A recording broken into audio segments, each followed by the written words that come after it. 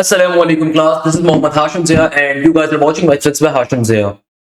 भाई आज की इस क्लास के अंदर नस के नेट नंबर 1 के तमाम शिफ्टों के क्वेश्चंस को हम सॉल्व कर रहे होंगे। आज की इस क्लास के अंदर जितने बच्चों ने हमें अभी तक के अपने क्वेश्चंस भेजे, चाहे वो शिफ्ट 1 हो, शिफ्ट 2 हो, या फिर वो आफ्टरनून की शिफ्ट हो या इवनिंग की शिफ्ट हो, यानी कि जितने भी मेरे पास क्वेश्चंस आएंगे और जब तक मैं वीडियो अपलोड करूंगा एंड के पार्ट तक जो लास्ट शिफ्ट होगी उसके क्वेश्चंस भी आ जाएंगे, तो उसको भी साथ ही इंक्लूड कर दूंगा।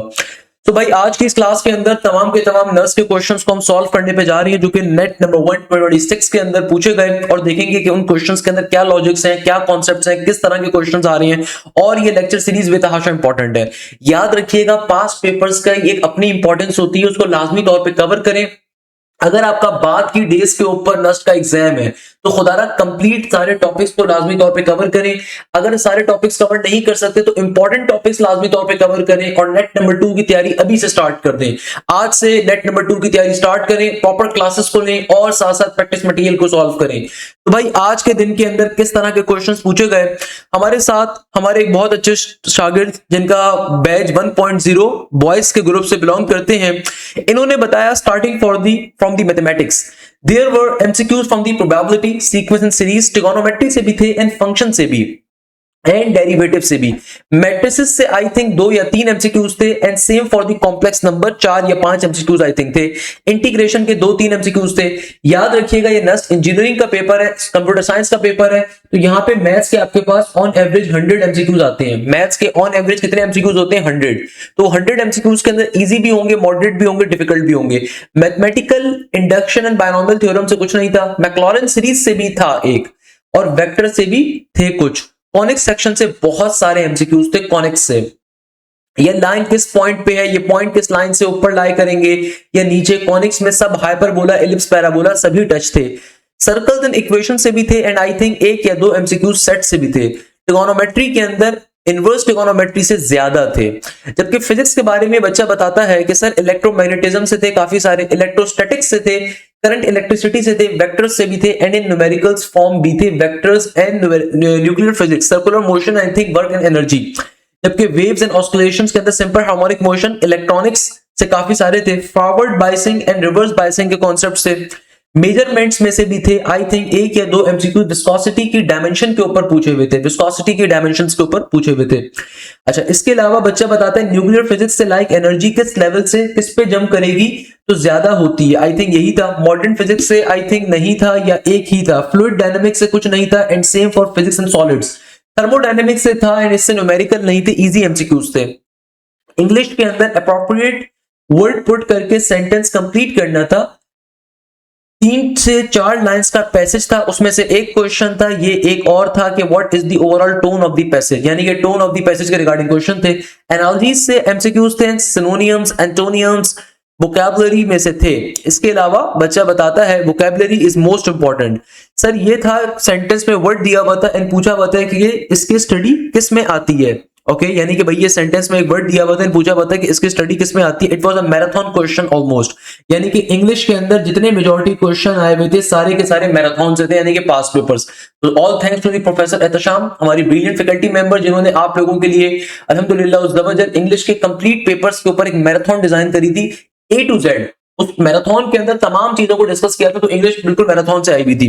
इसके अलावा लिमिट्स के भी क्वेश्चन थे। लिमिट कोई नंबर था या इंफिनिटी और पुट करनी थी, देन आंसर अल्फा, आंसर ये अल्फा की वैल्यू को फाइंड करना था। इजी क्वेश्चन है, कोई इतना मुश्किल नहीं है।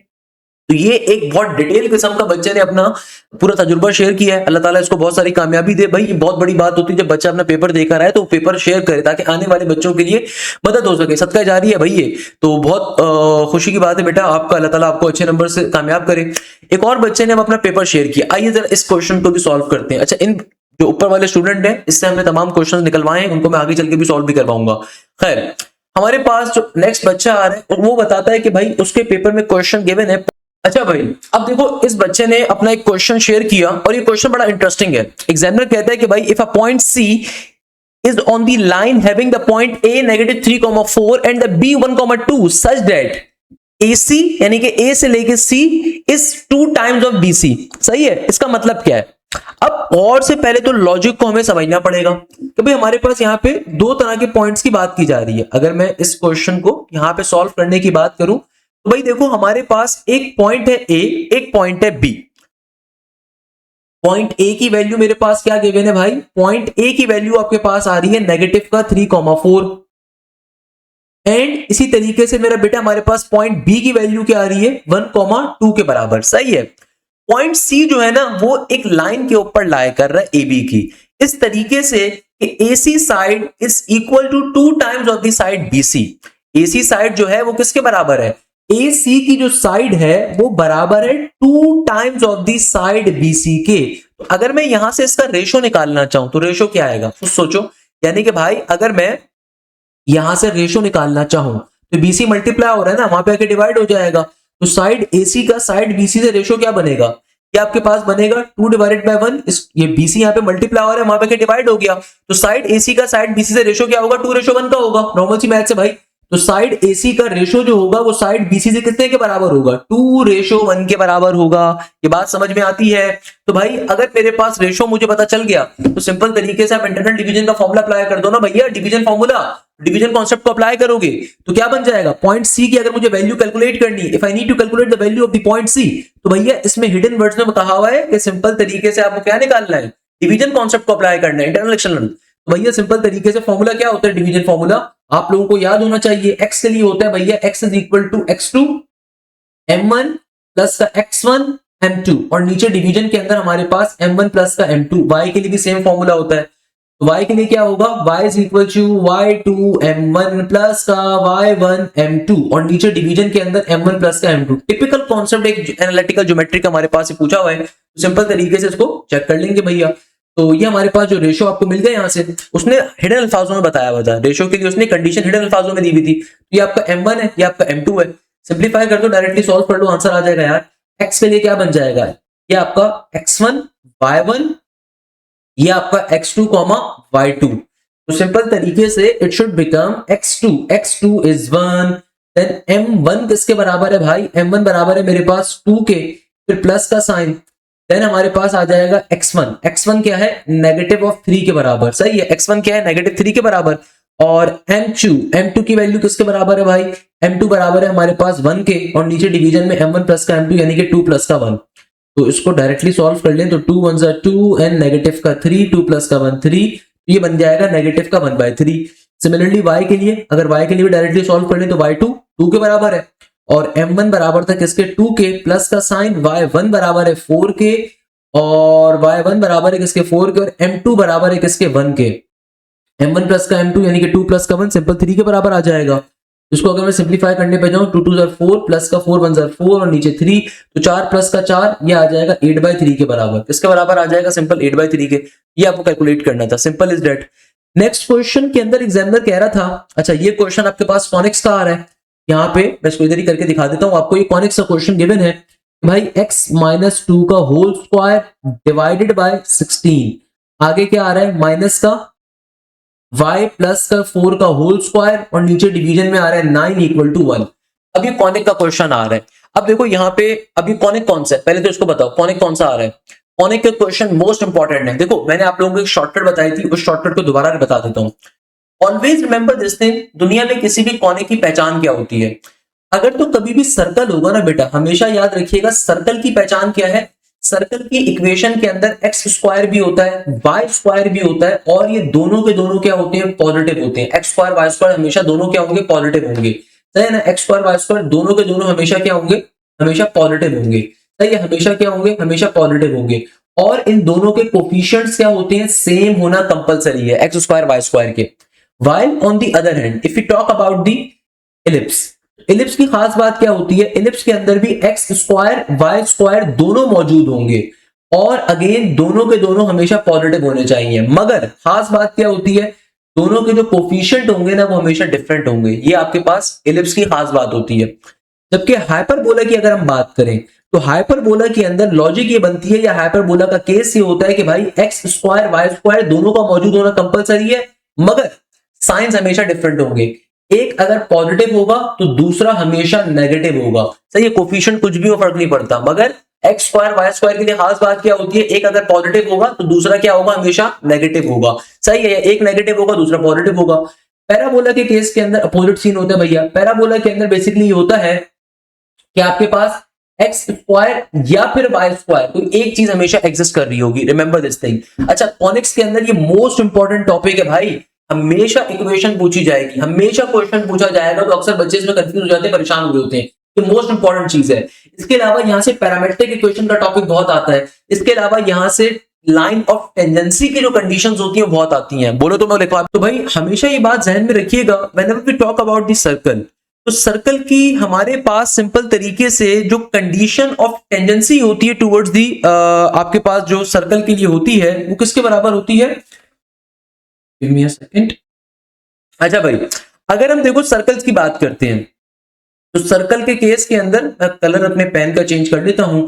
सर्कल के केस के अंदर जो अभी कंडीशन ऑफ टेंजेंट लाइन होती है टुवर्ड्स दिस सर्कल, हमेशा याद रखिएगा ये बराबर होती है C square is equal to R square, और आगे ब्रैकेट के अंदर होता है 1 प्लस का एम स्क्वायर। ये फॉर्मूला बहुत पूछा जाता है, इसके रिगार्डिंग क्वेश्चंस बहुत आपको मिलेंगे जो कि आपको आज भी बेतहाशा पेपर्स के अंदर आए हुए थे। इसलिए मैं हर दफा जब भी ये कॉन्सेप्ट पढ़ाता हूं, मैं ये बच्चों को कहता हूं कुछ करो ना करो इसको ध्यान में रख लो। अच्छा, सिमिलरली इलिप्स की जब हम बात करते हैं, इलिप्स के केस के अंदर उसकी कंडीशन ऑफ टेंजेंसी होती है, it is always equal to C square is equal to A square M square positive का बी स्क्वायर। हाइपरबोला में फॉर्मूला आपका सेम रहता है कंडीशन ऑफ टेंजेंसी का, मगर खाली यहाँ पे प्लस की जगह पे क्या आ जाता है, नेगेटिव का sign. While on the other hand अगर हम बात करते हैं पैराबोला की, तो पैराबोला के केस के अंदर ये बन जाता है C is equal to A divided by M के बराबर, किसके बराबर आ जाता है, C is equal to A divided by M के बराबर। अच्छा, इसी तरीके से हमारे पास इनकी जो पैरामेट्रिक इक्वेशंस होती है वो बड़ी इंटरेस्टिंग है। For example if anyone asks you about the parametric equation of the circle, तो सर्कल की पैरामेट्रिक इक्वेशन किसके बराबर होगी भाई, सर्कल की पैरामेट्रिक इक्वेशन हमारे पास क्या होती है, सर्कल की दुनिया के अंदर पैरामेट्रिक इक्वेशन होती है x is equal to R cos theta and y के लिए होगी y is equal to R sine theta. ये होती है सर्कल की पैरामेट्रिक इक्वेशन। जबकि अगर कभी भी आपसे कोई बंदा पूछता है इलिप्स के केस के अंदर क्या होगी, इलिप्स के केस के अंदर होती है x is equal to a, यानी कि मेजर एक्सिस के लिए x is equal to a cos theta, और y के लिए उसकी पैरामेट्रिक इक्वेशन होती है y is equal to b sin theta. ये क्वेश्चन आज भी एमसीक्यूज के तौर पे पेपर में आए थे, ऐसा पॉसिबल ही नहीं है कि क्वेश्चन ना आए, उसके पीछे रीजन है, हर बच्चे के पेपर में आएगा कॉनिक सेक्शन से रिगार्डिंग क्वेश्चन, तो इस इन एमसीक्यूज को करके जाइए। हाइपरबोला के केस के अंदर आपका फॉर्मूला थोड़ा सा चेंज होता है, बट होता बड़ा इंटरेस्टिंग है कि x is equal to a sec theta होता है, x is equal to a sec theta के बराबर होता है, जबकि y के लिए ये होता है y is equal to b tangent theta, y is equal to b tangent theta. अच्छा, अगर मैं बात करूं पैराबोला की, तो पैराबोला की सिंपल है, x is equal to plus minus का a या x is equal to a, और y के लिए y is equal to plus minus का 2a के बराबर। तो ये होती है हमारे पास सिंपल तरीके से किसकी, ये होती है हमारे पास अल्लाह भला करे इसकी पैराबोला की पैरामेट्रिक इक्वेशंस। तो ये दो तरह के कॉन्सेप्ट्स आपको याद होने चाहिए। तीन मैंने आपको एमसीक्यूज बताए हैं, तो ये तीन एमसीक्यूज पेपर में आए हुए थे। पहले नंबर पे एमसीक्यूज क्या आया था कि भाई सर्कल क्या होगा, बहुत दफा पेपर में ये क्वेश्चन आपको दिखेगा और ये पेपर में आया हुआ भी है कि भाई ये इक्वेशन सर्कल को रिप्रेजेंट कर रही है, पैराबोला को कर रही है, हाइपरबोला को कर रही है, एलिप्स को कर रही है। तो मुझे साफ तौर पे दिख रहा है कि भाई जब आप इसको ओपन भी करोगे ना, तो ये a प्लस बी का होल स्क्वायर ओपन जरूर होगा, मगर जाहिर सी बात है नेगेटिव साइन y के साथ चला जाएगा ना, तो नेगेटिव का y स्क्वायर बन जाएगा, तो x स्क्वायर पॉजिटिव होगा, y स्क्वायर नेगेटिव होगा, तो हाइपरबोला को कर रही है।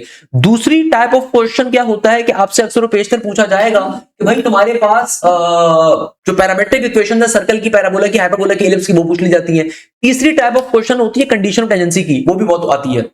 अच्छा, तो अब देखो एग्जामिनर इस क्वेश्चन में बच्चे ने बताया भाई ये क्या पूछा हुआ था, तो लेट सपोज आपसे अगर एसेंट्रिसिटी पूछ ली जाए, तो भाई इलिप्स की एसेंट्रिसिटी निकालने की शॉर्टकट सिखाई थी, हाइपरबोला की एसेंट्रिसिटी निकालने की शॉर्टकट मैंने आप लोगों को सिखाई थी, तो उसको यहाँ पे अप्लाई कर दो। क्या कितना टाइम लगेगा, मुश्किल से 2 सेकंड का काम।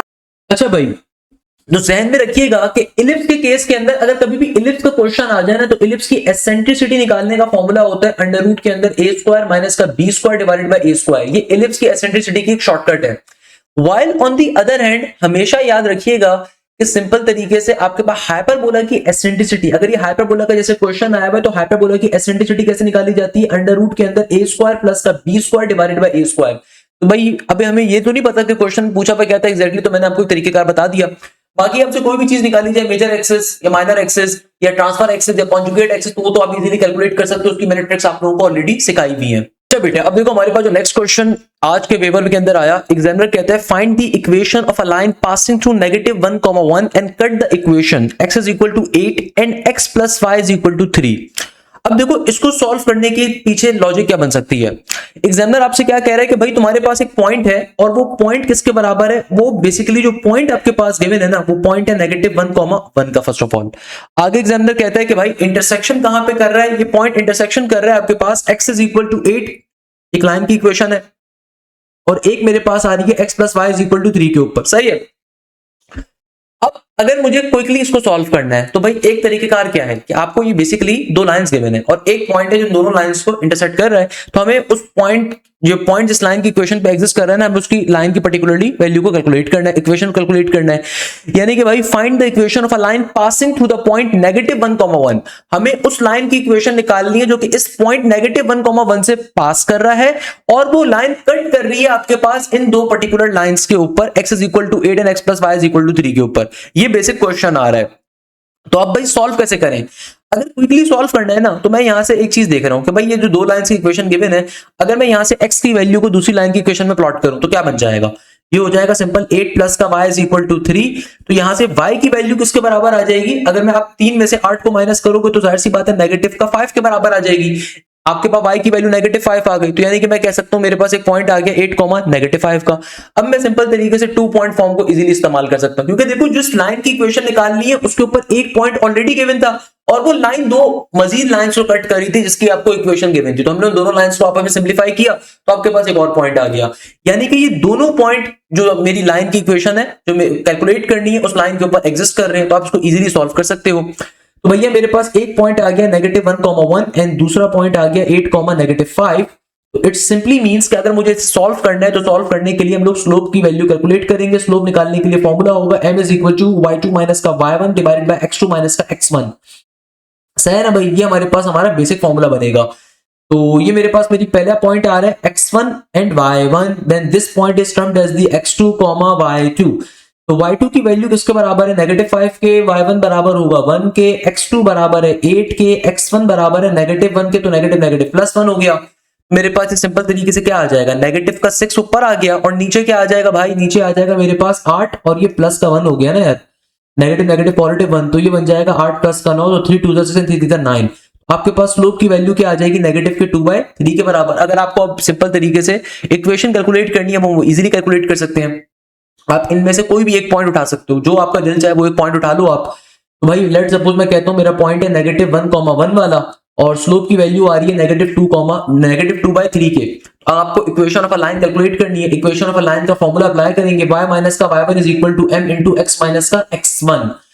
y माइनस का y1 बराबर होगा 1 के m यानी कि नेगेटिव का 2/3, x माइनस का x1 माइनस माइनस से प्लस बन गया, जो 3 यहाँ पे डिवाइड हो रहा है वहां पे मल्टीप्लाई हो जाएगा, it should become 3y minus का 3 और यहाँ पे हो जाएगा नेगेटिव का 2x माइनस का 2। तमाम वैल्यूज को अगर एक साइड पे शिफ्ट कर दें तो पॉजिटिव का 2x प्लस का 3y माइनस का 2 वहां पे जाएगा, प्लस का 2 बन जाएगा, तो माइनस का 3 और प्लस का 2 माइनस का 3 और प्लस का 2 किसके बराबर आएगा, ये आ जाएगा सिंपल तरीके से -1 के बराबर इक्वल टू 0। तो ये हमारे पास हमारा बेसिक क्वेश्चन का आंसर एग्जिस्ट कर रहा होगा। तो लाइन की इक्वेशन इसके बराबर एग्जिस्ट हमारे पास कर रही होगी, सिंपल तरीके से क्वेश्चन क्या हो जाएगा, आपको सॉल्व हो जाएगा। That's the basic logic here. इस तरीके से हमारा फाइनली ये क्वेश्चन क्या हो गया, सॉल्व हो गया, कोई मसले की बात नहीं है। ये आपके पास क्वेश्चन का सॉल्यूशन आ रहा था। नेक्स्ट क्वेश्चन जो एक और पेपर के अंदर पूछा गया, उसके अंदर एग्जामिनर कह रहा था इवैल्यूएट टेंजेंट 210। अब टेंजेंट 210 डिग्री को कैसे सॉल्व करोगे, इसको सॉल्व करने के लिए मैंने एक शॉर्टकट बताया था। सिंपल ये क्या बन जाएगा, 180 प्लस का 30, क्योंकि 18 प्लस का 3 21 होता है ना, तो 180 प्लस 30 बन गया। अब जिन बच्चों ने मुझसे ट्रिगोनोमेट्री पढ़ी थी, एक शॉर्टकट मैंने आपको बताया था, रेफरेंस एंगल कहां पे आ रहा है, आपका रेफरेंस एंगल आ रहा है हॉरिजॉन्टल लाइन पे। अगर कभी भी रेफरेंस एंगल हॉरिजॉन्टल लाइन के ऊपर होगा तो आंसर में टेंजेंट का टेंजेंट एरिडिस आ जाएगा, जो क्वेश्चन में ट्रिगोनोमेट्रिक फंक्शन होता है आंसर में वही आ जाता है। दूसरा वाला एंगल होगा वो एरिडिस यहां पे लिखा जाएगा। 180 प्लस 30 का मतलब क्या, 180 प्लस 30 का मतलब है थर्ड क्वाड्रेंट, और थर्ड क्वाड्रेंट किसका होता है, टेंजेंट का अपना होता है, ऑल सिली टॉम कैट्स। तो थर्ड क्वाड्रेंट के अंदर टेंजेंट कैसा होता है, पॉजिटिव होगा, तो सिंपल टेंजेंट 30 की वैल्यू कैलकुलेट करनी, दैट इज बेसिकली 1/√3 के बराबर। क्वेश्चन हमारा फाइनली सॉल्व हो। अच्छा बेटा, अब देखो हमारे पास ये एक और बच्चे का जो आफ्टरनून की शिफ्ट थी, लास्ट शिफ्ट के अंदर एक बच्चे का पेपर आया हुआ है जिसको मैंने यहाँ पे रिक्रिएट किया है। इस बच्चे के पेपर में विस्कोसिटी के रिगार्डिंग क्वेश्चन पूछा गया कि भाई विस्कोसिटी के रिगार्डिंग सर एमसीक्यूज मेरे पेपर में आए थे। इसके अलावा फिजिक्स के अंदर n into m into S की पावर -1, इसका कोई ऐसा यूनिट कहा हुआ था कि भाई किसका होता है, इसके रिगार्डिंग क्वेश्चन आया हुआ था। अच्छा बेटा, अब देखो मेरे पास एक और क्वेश्चन ये नस्ट के आज के पेपर में आया ना, क्वेश्चन थोड़ा सा इनकम्प्लीट है मगर फिर भी सही है। 12 इंटू 5 रेक्टेंगल विद सर्कल, तो बताइए सर्कल का रेडियस क्या होगा। अब ये क्वेश्चन पूछा गया था कि भाई तुम्हारे पास एक रेक्टेंगल है और उस रेक्टेंगल के अंदर सर्कल फॉर्म हो रहा है। अब ये डेटा इनकम्प्लीट है कि भाई ये सर्कल एग्जैक्टली यहाँ पे फॉर्म हो रहा है, कहां पे फॉर्म हो रहा है, तो मैं कंसीडर करता हूँ यहाँ पे हो रहा है। अगर 12 इंटू 5 का ये रेक्टेंगल आ रहा है तो जाहिर सी बात है भाई ये पूरे की पूरी डायमीटर को रिप्रेजेंट कर रहा है, तो रेडियस क्या होगा, उसका आधा होगा सेंटर से लेकर कोने तक का डिस्टेंस, तो रेडियस की वैल्यू शुड बी 5/2 के बराबर, 2.5 के बराबर। अगेन डिपेंड करता है क्वेश्चन क्या आया हुआ था, मैंने आपको क्वेश्चन खाली इन्फॉर्म बैक कर दिया कि भाई हमारे पास ये क्वेश्चन मोस्ट प्रोबेबली एग्जिस्ट कर रहा था पेपर के अंदर, सही है ना भाई, तो ये ध्यान में रखिएगा। अच्छा, इसी तरीके से एक और क्वेश्चन था, ये क्वेश्चन मैंने खुद से रिक्रिएट किया, बच्चे ने बताया कि सर उसके पेपर में क्वेश्चन आया था कि एक ट्राइंगल गिवन था, उस ट्राइंगल में एक छोटा ट्राइंगल गिवन था और आपको कैलकुलेट करना था ratio of shaded area towards the unshielded area. अब ये जो कॉन्सेप्ट है ना, इसको मैंने बहुत डिटेल में आप लोगों को कवर करवाया है। अगर आप YouTube पे जाकर लिखोगे ना इस shaded area problems by Hashim Zia, मेरी वीडियो टॉप पे आएगी, 2 लेक्चर्स मैंने इस पे करवाए थे ये और उसमें मैंने हर किस्म के नस्ट का फास्ट का क्वेश्चन कवर करवाया था, क्योंकि नस्ट फास्ट में बहुत आता है concept shaded area unshielded area. उसको सॉल्व कैसे करेंगे, देखो यहाँ पे आपको डायमेंशंस तो गिवन नहीं है तो we can not solve it exactly, but solve करने का पैटर्न मैं आपको बताता हूं कि देखो कभी भी आपके पास एक फिगर में अगर दूसरी फिगर हो और आपको फिर शेडेड एरिया कैलकुलेट करना हो, इसको सॉल्व करने का तरीका ये होता है कि जो बाहर वाली फिगर है ना, जो आउटर मोस्ट फिगर है, पहले आप उसका एरिया निकालते हो, फिर जो अंदर वाली जितना पार्ट है, जो अंदर वाला पार्ट था, फिर आप उसका एरिया निकालते हो, फिर दोनों को आपस में सेपरेट करवाते हो, तो आपके पास शेडेड एरिया या अनशेडेड एरिया जो भी होता है वो कैलकुलेट होकर आ जाता है। It's a very simple logic कि भाई लेट सपोज आपको इस ट्राइंगल की लेट सपोज तीनों साइड्स गिवन है, मैं एक एग्जांपल देता हूं, आपको इस ट्राइंगल की अगर तीनों साइड्स गिवन है तो भाई आप सबसे पहले एरिया ऑफ अ ट्राइंगल का फॉर्मूला अप्लाई करोगे। अगर तो ये triangle let suppose equilateral triangle है, मैं एग्जांपल देता हूं आपको, ये वाला ट्राइंगल इक्विलैटरल है, ये वाला ट्राइंगल भी इक्विलैटरल है, ये वाला ट्राइंगल भी इक्विलैटरल है, यानी कि भैया ये बाहर वाला ट्राइंगल भी इक्विलैटरल है, अंदर वाला ट्राइंगल भी इक्विलैटरल है। तो मैं ये डेटा अपने पास से सपोज कर रहा हूं क्योंकि बच्चे ने डेटा नहीं बताया हुआ था, पेपर के अंदर क्वेश्चन आया था, क्वेश्चन के लॉजिक पे कर लो, हर क्वेश्चन पे अप्लाई कर सकते हो। तो भाई सबसे पहले आप आउटर मोस्ट ट्राइंगल का एरिया निकालोगे, तो आउटर मोस्ट ट्राइंगल अगर तो इक्विलैटरल है, जो कि इक्विलैटरल होगा लाजमी सी बात है, तो हम क्या करेंगे उसका फॉर्मूला अप्लाई करेंगे। इक्विलैटरल ट्राइंगल का एरिया निकालने का फॉर्मूला होता है √3 डिवाइडेड बाय 2 इनटू साइड का स्क्वायर। अगर मेरी साइड 4 के बराबर है तो ये आ जाएगा √3 डिवाइडेड बाय 2 और 4 का स्क्वायर विल बी 16, तो 2 8 ज़ारी 16। तो बाहर वाले ट्राइंगल का एरिया क्या आ जाएगा, बाहर वाले ट्राइंगल का एरिया आ जाएगा हमारे पास सिंपल तरीके से किसके बराबर, it should be equal to √3 into 8 के बराबर। तो बाहर वाले ट्राइंगल का जो आउटर मोस्ट ट्राइंगल है ना उसका एरिया आ जाएगा किसके बराबर, 8 इंटू √3 के बराबर। अच्छा, अब लॉजिकली समझिएगा, अगर अब मैं सिर्फ ये अंदर वाले और ट्राइंगल का एरिया कैलकुलेट करना चाहूं, अगर मैं आप सिर्फ अंदर वाले ट्राइंगल का जो कि शेडेड प्रॉब्लम मैंने किया हुआ है, वो भी एक इक्विलैटरल ट्राइंगल है, जाहिर सी बात है ना, वो भी इक्विलैटरल ट्राइंगल है। वो हम क्यों निकाल रहे हैं, वो हम इसलिए निकाल रहे हैं ताकि ओवरऑल मेरे पास अनशेडेड एरिया आ जाए। तो ओवरऑल अनशेडेड एरिया कैसे निकाला जाएगा भाई, अनशेडेड एरिया कैलकुलेट करने की लॉजिक क्या होती है कि जो भी आउटर मोस्ट फिगर होती है ना, जैसे ये आपके पास ये जो आउटर मोस्ट फिगर आ रही है, ये जो आउटर मोस्ट फिगर आ रही है, मैंने इसका एरिया कैलकुलेट कर लिया। अब ये जितना एरिया ये शेडेड है ना, अगर मैं इसको एरिया कैलकुलेट कर लूं, इसको अगर मैं ओरिजिनल एरिया में से माइनस कर दूं, ओरिजिनल फिगर में से माइनस कर दूं, अल्टीमेटली मेरे पास अनशेडेड एरिया आ जाएगा। नॉर्मल सी मैथ्स है भाई, नॉर्मल सी चीज है, हमेशा याद रखिएगा कॉन्सेप्ट हर जगह पे अप्लाई होगा। कोई भी फिगर गिवन हो, सर्कल हो उसमें कोई स्क्वायर आ जाए, या बहुत दफा आपके पास सेमी सर्कल्स गिवन होते हैं या क्वार्टर सर्कल्स गिवन होते हैं, वहां पे भी ये लॉजिक अप्लाई होती है, हर जगह पे अप्लाई होती है कि जो आउटर मोस्ट फिगर है आप पहले उसका एरिया निकालते हो, फिर इनर मोस्ट फिगर का एरिया निकालते हो, दोनों को सेपरेट करवाते हो, तो आपकी अल्टीमेटली आंसर आ जाता है। येलो वाला जो पार्ट है इसके अंदर भी आप ये काम करोगे कि यहाँ पे आपके पास इक्विलैटरल ट्राइंगल है विद साइड ऑफ 2 यूनिट्स, ये आ जाएगा √3 डिवाइडेड बाय 2 और 2 का स्क्वायर 4 बन जाएगा, 2 2 4। तो ये आपके पास जो येलो वाला ट्राइंगल है ना उसका एरिया आ जाएगा मेरे पास √3 इंटू 2 के बराबर। तो येलो वाले ट्राइंगल का एरिया ये आ गया। अब अगर मुझे ये अनशेडेड पार्ट का एरिया मिल जाए, अनशेडेड पार्ट का एरिया क्या होगा भाई, मैंने कंप्लीट ट्राइंगल गिवन था, कंप्लीट ट्राइंगल गिवन था ना, तो आपने कंप्लीट ट्राइंगल का एरिया क्या था, कंप्लीट ट्राइंगल का एरिया था 8 इंटू √3 के बराबर। और जो अनशेडेड पार्ट है अगर मुझे वो अब कैलकुलेट करना है, तो कंप्लीट ट्राइंगल मेरे पास था, उसका एरिया निकाल लिया, उसमें से अगर मैं इस वाले ट्राइंगल के एरिया को माइनस कर दूं तो मेरे पास पूरा का पूरा अनशेडेड एरिया आ जाएगा। तो अनशेडेड एरिया आ गया, हमें निकालना क्या है, हमें निकालना है इस क्वेश्चन में shaded area bye unshielded area. तो शेडेड एरिया की वैल्यू किसके बराबर आई थी, शेडेड एरिया हमारे पास आया था 2√3 के बराबर, और अनशेडेड एरिया किसके बराबर आया 8 इंटू √3, 8 इंटू √3 माइनस का 2 टाइम्स ऑफ द √3। यहां से अगर आप √3 नीचे से कॉमन ले लोगे तो क्या आ जाएगा, ये आ जाएगा 2√3, √3 को अगर मैं कॉमन लेता हूं तो ये आ जाएगा ब्रैकेट के अंदर 8 में से 2 निकाल दो, √3 से √3 कट गया, 8 में से 2 जाएगा तो 6 बचेगा, तो 1/6 2/6, फर्दर सिंप्लीफाई करोगे तो 1/3 के बराबर आ जाएगा आपके पास रेशो। रेशो क्या आ जाएगा 1:3, यानी कि आपके पास shaded area to unshaded area, shaded area to unshaded area किसके बराबर है 1:3 के बराबर है। किसके बराबर है 1:3 के। वो तो फिगर देख के भी अंदाजा हो रहा था, पर मैंने खैर आपको बता दिया।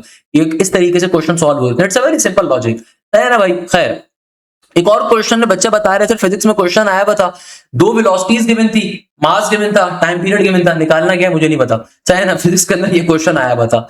इंग्लिश के अंदर एक वर्ड आया हुआ था स्लेंडर, इंग्लिश में एक वर्ड आया हुआ था, इसका सिनोनियम बताना था स्लेंडर का। अच्छा एक और क्वेश्चन जो हमारे पास बड़ा इंटरेस्टिंग है, पेपर में आया हुआ था कि भाई सर्कल के ऊपर आपको 3 पॉइंट्स गिवन है, एक सर्कल है उसके 3 पॉइंट्स गिवन है, आपको उसका सेंटर कैलकुलेट करना है। अब कैसे निकालोगे, ये है इंटरेस्टिंग चीज। भाई तुम्हारे पास मैथ्स में एक क्वेश्चन पूछा गया और ये क्वेश्चन इतना मजे का है कि भाई आपको इसकी लॉजिक समझनी पड़ेगी। एग्जामिनर कह रहा था कि भाई तुम्हारे पास एक सर्कल है, उस सर्कल के ऊपर 3 पॉइंट्स गिवन थे, कहीं पे भी 3 पॉइंट्स गिवन थे, आपको उस सर्कल का सेंटर बताना था। अब बच्चा बोले सर ये कैसे सॉल्व करेंगे। अरे भाई बहुत सिंपल है। ऐसे कि देखो तुम्हें कैसे सॉल्व करोगे, तुम्हारे पास सर्कल के 3 पॉइंट्स गिवन है। अब तुम्हें बात मालूम है कि सर्कल पे कहीं पे भी कोई पॉइंट एग्जिस्ट कर रहा हो, उस पॉइंट से लेके सर्कल के सेंटर तक का डिस्टेंस हमेशा सेम रहेगा, इसको हम रेडियस कहते हैं। यहां से यहां का डिस्टेंस, यहां से यहां का डिस्टेंस सेम रहेगा। तो जो भी आपको ऑप्शंस गिवन थे बारी बारी, option A B C D, तो आप पहला ऑप्शन को उठाओ, उससे पहले वाले पॉइंट के दरमियान का डिस्टेंस चेक करो, क्या डिस्टेंस आ रहा है उसको मार्क कर लो। फिर उस पॉइंट से दूसरे पॉइंट का डिस्टेंस चेक करो, अगर तो सेम नहीं आया डायरेक्टली अगले पॉइंट पे चले जाओ। फिर अगले पॉइंट का पहले पॉइंट से डिस्टेंस चेक करो, फिर दूसरे पॉइंट से, फिर तीसरे पॉइंट से। जिस ऑप्शन के ऊपर आपको तीनों डिस्टेंसेस सेम मिल जाए वो करेक्ट आंसर होगा। अभी जल्दी जल्दी करने वाला काम है भाई, ये जल्दी जल्दी करने वाला काम है। अभी 50 सेकंड्स, क्योंकि नर्स के पेपर में 180 मिनट में 200 एमसीक्यू सॉल्व करने, तो 50 सेकंड में अगर तो कर सकते हो तो पहले इसको अटेंड करो, नहीं तो उसको बाद के लिए रखो, क्योंकि ये लॉजिक इसकी क्या थोड़ी सी लेंदी होगी। अच्छा एक और क्वेश्चन में बच्चा कह रहा था सर, क्वेश्चन आया था sin x into tangent x और इक्वल टू के इस तरफ पॉइंट समथिंग था। मैंने 0.5 मैंने खुद से लिखा है। अगर क्वेश्चन बेसिकली जो पेपर में आया वो ये आया था कि sin x into tangent x बराबर है पॉइंट समथिंग कुछ गिवन था। लेट सपोज ये 1/2 गिवन था, या 0.5 गिवन था, 0.25 गिवन था, कुछ भी गिवन था।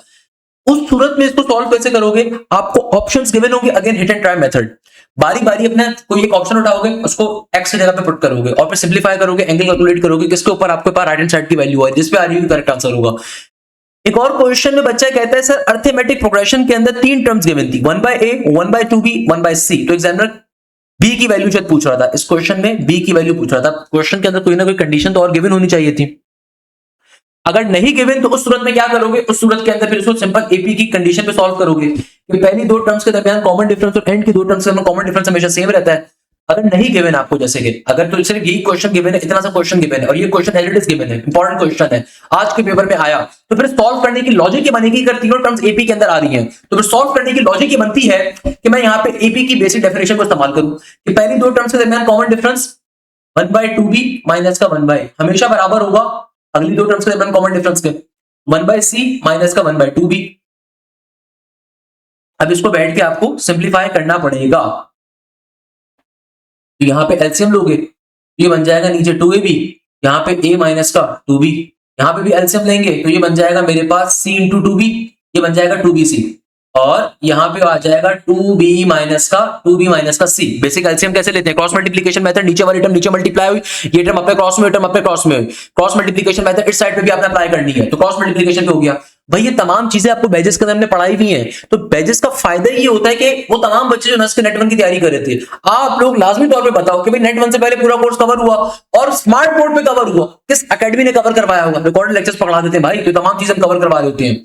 खैर अब यहाँ पे देखो ये आपके पास क्या हो गया, अगर इसको सिंप्लीफाई में करने पे जाऊं तो 2b से 2b कट गया और यहाँ पे आपके पास ये आ गया a माइनस का 2b और नीचे आ गया सिंपल a का a, और यहाँ पे क्या बच रहा होगा 2b माइनस का c, नीचे c बच रहा होगा। भाई ये 2 से 2 कट गया, b से b कट गया, आमने सामने आ रहे थे। अब ये c यहाँ पे मल्टीप्लाई हो रहा है, डिवाइड हो रहा है, मल्टीप्लाई हो जाएगा। ये जो a है यहाँ पे डिवाइड हो रहा है, मल्टीप्लाई हो जाएगा। इसको सिंप्लीफिकेशन की फॉर्म में लेके जाते हैं तो ये बन जाएगा मेरे पास ca माइनस का 2bc, सही है, और इक्वल टू के इस तरफ भी क्या हो जाएगा, ये हो जाएगा 2ba माइनस का ac, सही है। तो अब एक जैसी टर्म्स को एक साइड पे शिफ्ट कर दो, तो माइनस का 2bc इधर का इधर, प्लस का 2ba यहां पर आएगा तो माइनस का 2ba बन जाएगा, इक्वल टू के बाद पहले से माइनस का ac था, ये वाला माइनस का ac भी जब यहां पर आएगा तो माइनस का ac हो जाएगा। यहां से अगर मैं नेगेटिव के 2b को कॉमन ले लूं, चलो अगर मैं सिंपल 2b को कॉमन ले लूं तो 2b की वैल्यू निकालनी है ना, तो चलो एक सिंपल b को बल्कि कॉमन ले लो, नहीं बल्कि 2b को कॉमन ले लो, कोई मसला नहीं है। 2b को अगर मैं कॉमन ले लूं तो ब्रैकेट के अंदर क्या आएगा, नेगेटिव का c और नेगेटिव का a, और यहां पे पहले से ac माइनस का ac, ये बन जाएगा नेगेटिव का 2ac। अब ये सिंपल तरीके से ये पूरी टर्म यहाँ पे मल्टीप्लाई हो रही है, वहां पे डिवाइड हो जाएगी तो ये बन जाएगा b, 2 भी मल्टीप्लाई हो रहा है, a भी मल्टीप्लाई हो रहा है, तो ये बन जाएगा माइनस का 2ac, और नीचे डिवीजन में आ जाएगा मेरे पास सिंपल तरीके से माइनस भी यहां से कॉमन ले लिया तो ब्रैकेट में आ जाएगा c प्लस का a, minus minus cancel out, तो ये b की वैल्यू एग्जिस्ट कर रही है। अगर तो क्वेश्चन ये आ रहा था, again I am not sure about the question, but if the question is coming in this particular way, तो उसको सॉल्व करने का मेथड पर ये होगा कि आप डेफिनेशन मेथड को अप्लाई किया। ये बच्चों वाली अलजेब्रा है यार, बच्चों वाली अलजेब्रा है भाई, तो इसमें कोई मुश्किल चीज नहीं है, खाली यहाँ पे कॉन्सेप्ट आपको ये मालूम होना चाहिए कि अगर आपके पास सीक्वेंस अर्थमेटिक होगा तो थ्रू आउट द सीक्वेंस हमारा कॉमन डिफरेंस सेम रहता है, तो पहली दो टर्म्स के दरमियान जो कॉमन डिफरेंस होगा एंड की दो टर्म्स के दरमियान भी कॉमन डिफरेंस सेम रहेगा, तो इस मेथड के ऊपर इसको सॉल्व किया, दैट्स द लॉजिक हियर। अच्छा, एक और बच्चा कहता है सर फिजिक्स में क्वेश्चन आया हुआ था, anode is positive negative, positive respect to cathode या negative respect to cathode, mass of neutron का क्वेश्चन आया हुआ था। इसके अलावा इंप्योरिटी क्या होती है, एंटीमोनी, आर्सेनिक, इसके रिगार्डिंग क्वेश्चन था, कॉम्प्लेक्स नंबर के रिगार्डिंग क्वेश्चन था। तो भाई मैंने फिजिक्स के टीचर्स को भी सारे क्वेश्चन भेज दिए, दे विल बी सॉल्विंग। अच्छा बेटा, अब देखो हमारे पास जो नेक्स्ट क्वेश्चन आ रहा है, ये आज के पेपर के अंदर पूछा गया, एग्जामिनर कहता है लिमिट अप्रोच कर रही है, limit theta approaches to pi by 2 where tangent square pi by 2 minus theta divided by pi by 2 minus theta का होल स्क्वायर। अच्छा, एक काम तो पहले पे कर लो, दोनों टर्म्स के ऊपर चूंकि स्क्वायर की फॉर्म में आ रही है ना दोनों टर्म्स, तो मैं तरीके से थोड़ा लिख सकता हूं। पहले तो थोड़ा सी इसकी बेसिक आप जो है ना तरीके से लिख दो इसको, यानी कि मेरे पास लिमिट है, थीटा बेसिकली अप्रोच कर रहा है पाई बाय 2 के ऊपर, और हमारे पास यहाँ पे क्या गिवन है, यहाँ पे है टेंजेंट स्क्वायर, मैं स्क्वायर को डायरेक्टली ब्रैकेट से बाहर निकालना चाहूंगा, ये बन गया पाई बाय 2 माइनस का थीटा, और नीचे डिवीजन में भी क्या है, नीचे डिवीजन में सेम एंगल आ रहा है, पाई बाय 2 माइनस का थीटा। यहाँ पे हम एक टेंजेंट की प्रॉपर्टी को इस्तेमाल कर सकते हैं, अगर आपको याद हो साइन थीटा बाय थीटा वाली जो प्रॉपर्टी थी, टेंजेंट थीटा बाय थीटा वाली प्रॉपर्टी थी, थीटा इज अप्रोचेस टू 0। भाई यहाँ पे उसी प्रॉपर्टी को अगर मैं इस्तेमाल करने के ऊपर जाऊं, मैं कंसीडर करता हूं कि भाई h बराबर है किसके, h बराबर है मेरे पास सिंपल तरीके से पाई बाय 2 माइनस के थीटा के। h किसके बराबर है, मैं कंसीडर करता हूं कि h बराबर है भाई पाई बाय 2 माइनस थीटा के, क्योंकि थीटा अप्रोच कर रहा है पाई बाय 2 के ऊपर, अल्टीमेटली मेरे पास h की वैल्यू किसके बराबर आ जाएगी, 0 के बराबर आ जाएगी ना, थीटा तो अप्रोच कर रहा है पाई बाय 2 के ऊपर। तो इसका मतलब क्या हुआ, इसका मतलब ये हुआ कि मैं कह सकता हूं कि h is basically approaching towards 0, क्योंकि आपको जो यहाँ पे एंगल गिवन है पाई बाय 2 माइनस थीटा है, तो अगर मैं थीटा को यहाँ पे अप्रोच करवाता हूँ पाई बाय 2 के ऊपर, तो h की वैल्यू क्या आ जाएगी, अगर h मेरा एंगल है पाई बाय 2 माइनस थीटा, तो h की वैल्यू 0 के बराबर आएगी, तो यानी कि मैं क्या कह सकता हूँ कि h अप्रोच कर रहा है 0 के ऊपर। अगर मैं इसको रिप्लेस करवाता हूँ तो क्या बन जाएगा, लिमिट h अप्रोचेस टू 0, और यहाँ पे आ जाएगा सिंपल हमारे पास क्या, टेंजेंट h, और नीचे डिवीजन में h का h, और बाहर होल स्क्वायर का होल स्क्वायर। और हमें पता है कि हमारे पास प्रॉपर्टी क्या होती है, लिमिट को स्क्वायर से फर्क नहीं पड़ता, लिमिट डायरेक्टली फंक्शन पे अप्लाई होगी, तो tangent theta by theta if the theta is approaching towards 0, ये बराबर होता है 1 के, तो 1 का स्क्वायर किसके बराबर होगा, 1 के, तो option number B for banana is the correct answer. Next question में एग्जामिनर कहता है कि भाई तुम्हारे पास क्वेश्चन ये आ रहा था कि इंटीग्रेशन ऊपर x है नीचे e की पावर x आ रहा है, कहता है इसको सॉल्व करो, ये क्वेश्चन भी आज के पेपर में आया। अब इसको सॉल्व कैसे करें, इसको सॉल्व करने का पैटर्न क्या होगा भाई, अगर मुझे इस क्वेश्चन को सॉल्व करना है यहाँ पे, तो सॉल्व करने का फिर तरीकेकार ये बनता है, अगर तो मैं इस नीचे वाली टर्म को नीचे से ऊपर भेजूं तो e की पावर नेगेटिव x बन जाएगा, ऐसा ही है। और हमारे पास यहाँ पे अभी क्या मौजूद है, अभी मौजूद है सिंपल x का x इंटू dx का dx, ये क्वेश्चन बेसिकली एग्जिस्ट कर रहा है।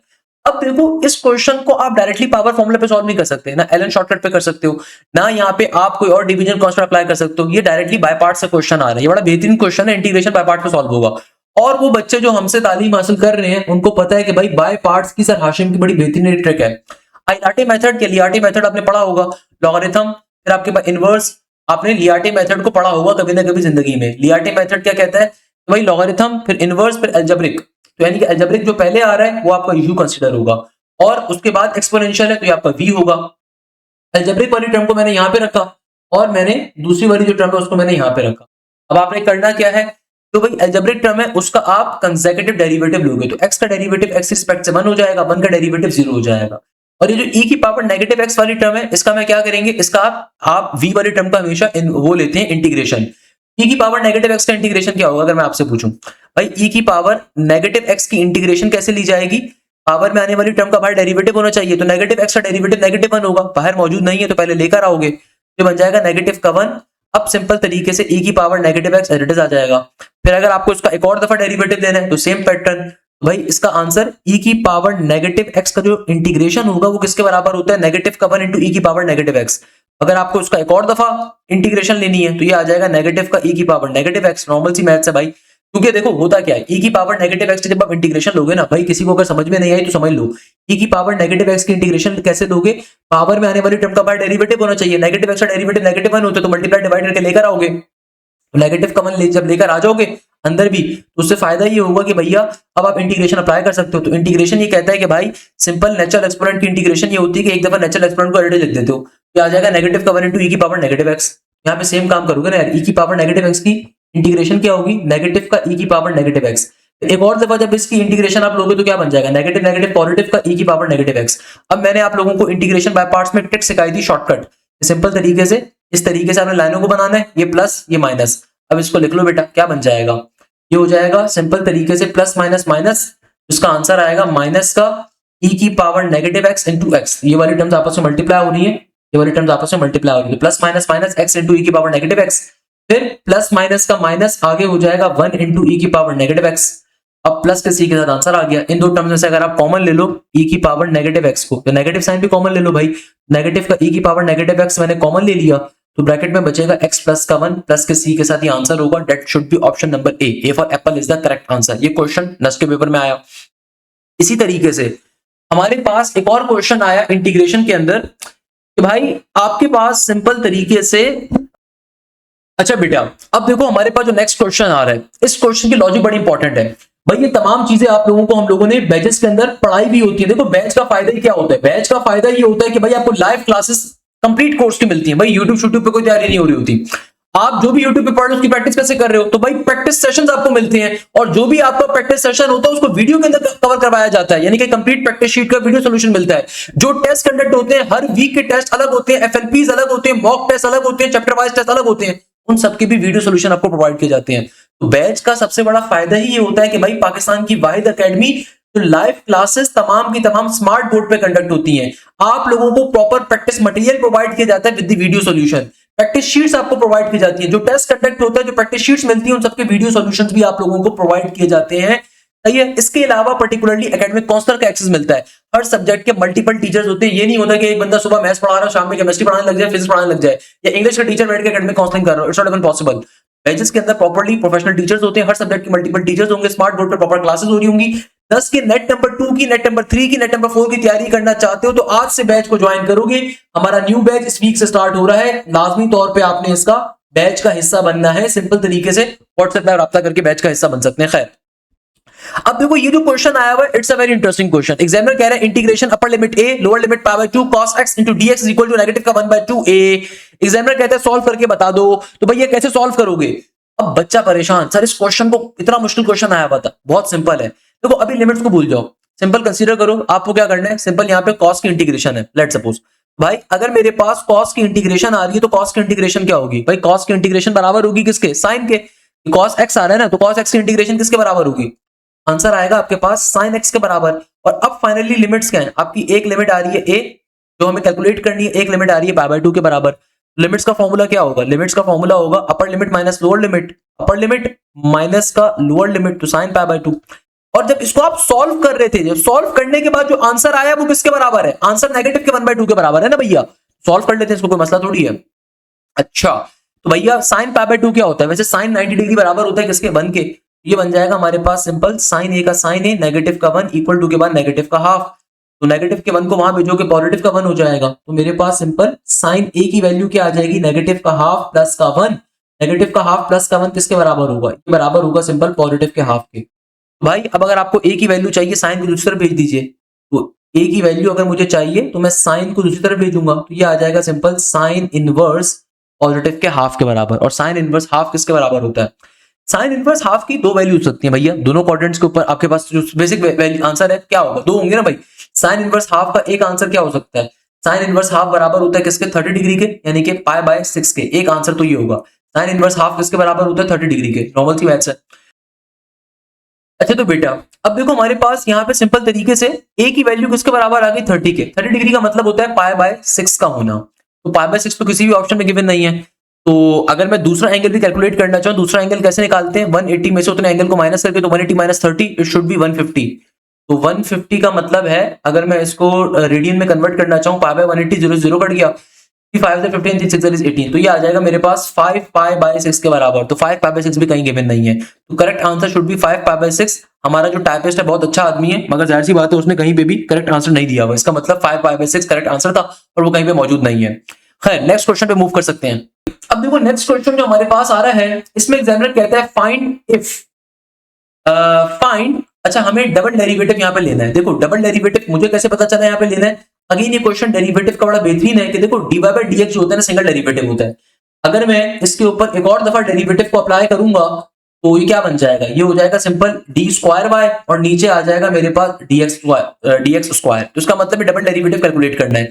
आपके पास इक्वेशन गिवन है, इक्वेशन क्या आ रही है, इक्वेशन आ रही है y is equal to x की पावर 4 प्लस का x स्क्वायर प्लस का 1। तो इसका डबल डेरिवेटिव क्या होगा, x की पावर 4 इस कंप्लीट टर्म का सिंगल डेरिवेटिव होगा 4 times of the x cube plus का 2x और 1 का डेरिवेटिव 0 हो गया। एक और दफा अगर डेरिवेटिव लेने के ऊपर इसका जाओगे तो डबल डेरिवेटिव हो जाएगा, तो ये बन जाएगा 4 3 रेज़ टू x स्क्वायर और प्लस के 2x का डेरिवेटिव होगा प्लस का 2। Option number A is the correct answer. Next question जो हमारे पास, अच्छा बेटा अब देखो हमारे पास जो एक और क्वेश्चन आज के नस के पेपर में आया था, इसको कैसे सॉल्व करोगे भाई। ये क्वेश्चन ऑलरेडी पास्ट पेपर्स का इसको मैंने सॉल्व करवाया हुआ है, नस के नेट 4 या नेट 3 2025 का था, उसमें क्वेश्चन को हमने सॉल्व किया भी था। भाई सिंपल तरीके से पहले आप नीचे वाली टर्म्स को है तो मल्टीप्लाई करवा दो, ऊपर वाली टर्म्स को मल्टीप्लाई करवा दो, फिर आप डेरिवेटिव अप्लाई करने के ऊपर जाओ, वो आप पे डिपेंड करता है। अगर आप आसान तरीका चाहते हो तो आसान तरीका तो खैर ये है, इसको अगर सॉल्व करने की आसान लॉजिक के ऊपर जाओ ना आप, आसान तरीके का ये कि भाई पहले ब्रैकेट को सिंप्लीफाई करवा दो, x जाके x से मल्टीप्लाई होगा तो x स्क्वायर बन गया, फिर x जाके माइनस के 2 से मल्टीप्लाई होगा तो माइनस का 2x बन गया, फिर 1 जाके x से मल्टीप्लाई होगा तो पॉजिटिव x हो गया, फिर माइनस का 2 आपके पास ऊपर आ गया और नीचे मेरे पास अगेन x से मल्टीप्लाई होगा तो x स्क्वायर हो गया, x जाके 2 से मल्टीप्लाई होगा तो पॉजिटिव का 2x हो गया। या अगर आप इसको नॉर्मल जैसे तरीके से कर रहे हो, नेगेटिव का 1 जब x से मल्टीप्लाई होगा तो नेगेटिव का x और प्लस का 2 जब नेगेटिव का उससे होगा तो नेगेटिव का 2x हो गया। तो आपके पास देखो ऊपर क्या बन जाएगा, ऊपर हमारे पास आ जाएगा सिंपल x स्क्वायर माइनस का 2x और प्लस का x, तो माइनस का x और माइनस का 2, और नीचे क्या आ जाएगा, नीचे देखो x स्क्वायर का x स्क्वायर प्लस का 2x माइनस का x, यानी कि प्लस का x और माइनस का 2। तो ये हमारे पास हमारी ओवरऑल वैल्यू बन गई, ये हमारे पास क्या आ गई, हमारी ओवरऑल वैल्यू आ गई। एग्जैक्टली सही है भाई। अब आप फाइनली यहाँ पे डेरिवेटिव का डिवीजन फॉर्मूला अप्लाई कर दो, अब सॉल्व करना फिर भी आपके लिए आसान होगा। अब इसको सॉल्व करना निस्बतन काफी ज्यादा आसान है। अब इसको सॉल्व कैसे करोगे, डायरेक्टली डेरिवेटिव का डिवीजन फॉर्मूला उसको अप्लाई करोगे, नीचे उसका होल स्क्वायर आएगा एंड देन फिर ऊपर वाली टर्म्स को सिंप्लीफिकेशन के ऊपर आप लेके चले जाओगे, तो फिर आप उसको इजीली चेकआउट कर सकते हो कि भाई आपके पास क्या पर्टिकुलरली चीज आ रही है, तो ये आप इजीली इस पैटर्न पे सॉल्व कर सकते हो।